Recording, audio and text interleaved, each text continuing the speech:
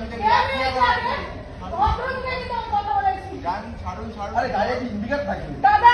একদম সম্মান দিয়ে বলে সম্মান তো আমিও দিচ্ছি আমি কোনো বাজে কথা বলি চলুন ওদিকে কোন দিকে এই এটা কোনো ব্যাপার নেই